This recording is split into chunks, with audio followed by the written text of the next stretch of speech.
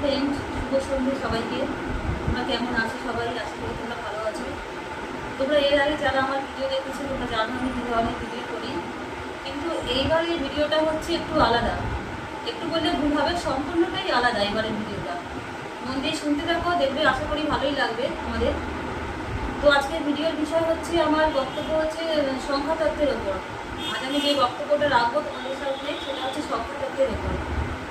যদি তোমাদের জন্মের তারিখ 1, 10, 19 কিংবা 28 হয়, এই চারটে দিনে যদি তোমরা জন্ম নাও, সে যে কোনো মাসও হতে পারে, যে কোনো বছর হতে পারে, হোয়াটএভার, সেটা কোনো ফ্যাক্ট করে না। শুধু এই চারটে দিন তোমাদের যদি জন্মের দিন হয়, তাহলে তোমাদের ব্যক্তিত্ব কেমন হবে, তোমরা মানুষটা কেমন হবে।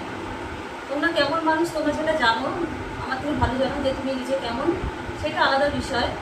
কিন্তু এমন অনেক কিছু জানতে পারো যেগুলো তুমি জানো না নিজের বিষয়ে, আজ তোমরা কিন্তু জানতে পারবে। এই চারটে সংখ্যায় মানুষ যারা আছে এদেরকে রুল করে আমাদের প্ল্যানেট সান। আমাদের যে 9টা গ্রহ আছে তার মধ্যে সূর্য এই তোমাদের চারজনকে লিড করে। উনি যেইভাবে চলায় তোমাদেরকে, তোমরা ঠিক সেইভাবেই চলো। আমাদের হাতে কিন্তু কিছু না, ঈশ্বরই কিন্তু আমাদের চালায়, তাই না? সুতরাং ওনারা যেইভাবে আমাদেরকে চালাবে আমরা সেইভাবেই কিন্তু চলবো। সুতরাং সূর্য আমাদেরকে লিড করছে।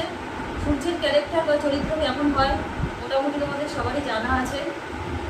সৌরজগতে সূর্যকে আমাদের পিতার সঙ্গে তুলনা করা হয়েছে, পিতৃকারক গ্রহ যাকে বলা হচ্ছে, আমাদের বাবার সাথে তুলনা করা হয়েছে। তাহলে আমাদের বাবা কেমন হয় ঘরে?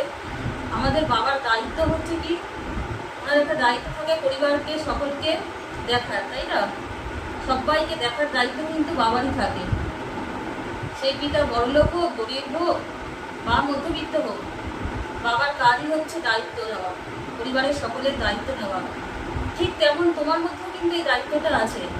তোমরা যারা এই চারটে দিনে জন্ম নিয়েছো, এই নাম্বারগুলো আগে বললাম, তোমাদের মধ্যে কিন্তু এই বাবার মতন দায়িত্ব আছে।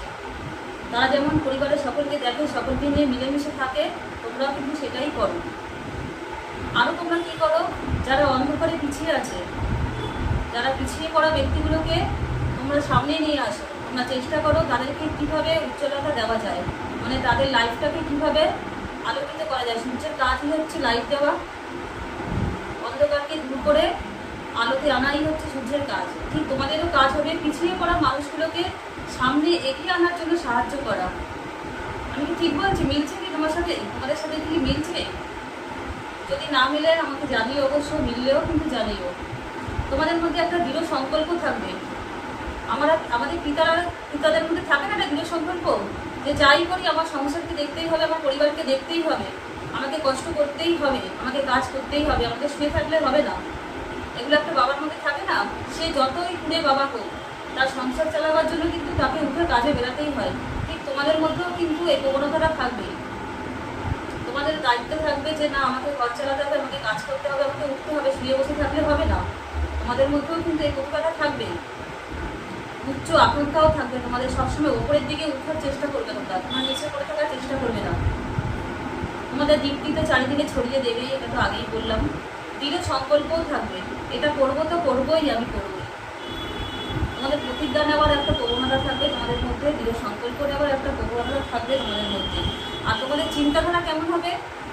সবার থেকে আলাদা, আউট অফ থিঙ্কার হবে তোমরা।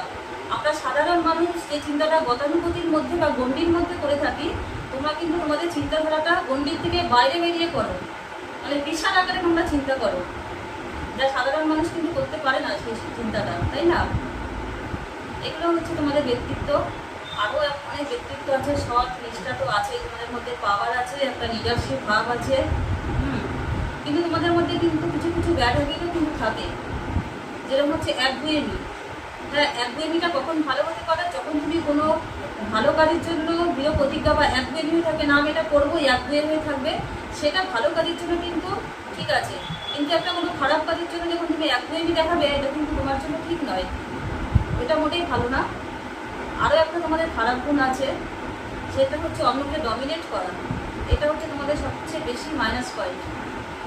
এই কাজটা যদি তুমি করে থাকো, এটা কিন্তু আজকের থেকেই তুমি ত্যাগ করো। তোমাদের এই যে চারটে ব্যক্তি, এরা কিন্তু তোমরা চাও যে অন্যকে আমরা ডমিনেট করে রাখি। আমরাই শুধু বলবো, সে শুধু শুনবে, আমি যা বলবো তাকে যেভাবে আমি পরিচালনা করব সেইভাবেই পরিচালিত হবে। কিন্তু আমার সামনে যে ব্যক্তিটা দাঁড়িয়ে আছে, আমি যদি তাকে আমার মতন করে পরিচালনা করতে চাই, সে কি চাইবে সবসময়? সেও তো চাইবে যে না আমি কিছু বলি, আমাকে কিছু বলতে দেওয়া হোক, আমাকে কেন চুপ করে রাখানো হচ্ছে। সুতরাং তোমার শত্রু হয়ে গেল কিন্তু, মানে তুমি নিজের শত্রু তুমি নিজেই টেনে নিয়ে আসছো। তো আজ থেকে এই একগুইমিগুলো আর ডমিনেট করাটা ছাড়ো। আসলে তুমি এটা ইচ্ছে করে করছো না, হ্যাঁ এটা এটা তোমার মধ্যে ব্যক্তিত্বই। তোমাকে সান যেহেতু রুল করছে, তুমি যেহেতু সূর্যের ইশারাতে চলছো, তাই তোমার মধ্যে এটা আসছে। কিন্তু আগে তুমি জানতে না যে তুমি আমাদের সূর্যদেবের ইশারাতে চলছো বা উনি আমাদের রুল করছে, হ্যাঁ এটা আগে জানতে না, এখন তুমি জানলে। তাই এই খারাপ গুণগুলোকে একটু পাল্টাবার চেষ্টা করো। এবার তোমার মধ্যে একটা প্রশ্ন আসতে পারে, হ্যাঁ যে সূর্য তো দীপ্তি ছড়াচ্ছে, হ্যাঁ সূর্য মানে খুব দৃঢ় প্রতিজ্ঞা, কিন্তু আমার মধ্যে তো এগুলো কিছুই নেই। আমি তো সবসময় দেখছি ল্যাব খেয়ে এক জায়গায় শুয়ে পড়ে আছি। আমি তো খুব সূর্যের মতো ভোরবেলায় উঠে উঠে কাজে দৌড়াচ্ছি না, হ্যাঁ বা সবাইকে আমি অন্ধকার থেকে আলোতে নিয়ে আসছি না। কেন কেন এমন হচ্ছে? তাহলে আমার সাথে কিছু মিলছে না কেন? আমি তো এই কটা নাম্বারের মধ্যে পড়ছি, আমার জন্মের তারিখ 1, 19 বা 28 বা 10, কিন্তু আমার মধ্যে এই প্রবণতাগুলো এই গুণগুলো কেন নেই? কারণ অন্য অন্য গ্রহদের কিছু খারাপ দৃষ্টি থাকতে পারে, তাই জন্য হয়তো তোমাকে সূর্য ঠিকঠাক মতন ফল দিচ্ছে না। ঠিক আছে, এই প্রতিকারগুলো কিন্তু করা যায়। এই প্রতিকারগুলো যদি তুমি করতে পারো, তাহলে কিন্তু তুমি সূর্যের মতো চনমনে হবে। সূর্য যেমন দীপ্তি ছড়ায়, উজ্জ্বলতা ছড়ায়, দৃঢ় প্রতিজ্ঞা নেয়, সংকল্প নেয়, হ্যাঁ তুমিও কিন্তু সেগুলো করতে পারবে। তোমাদের যদি এইরকম কোনো রকম সমস্যা থাকে, তোমরা কিন্তু অনায়াসে আমার সাথে যোগাযোগ করতে পারো।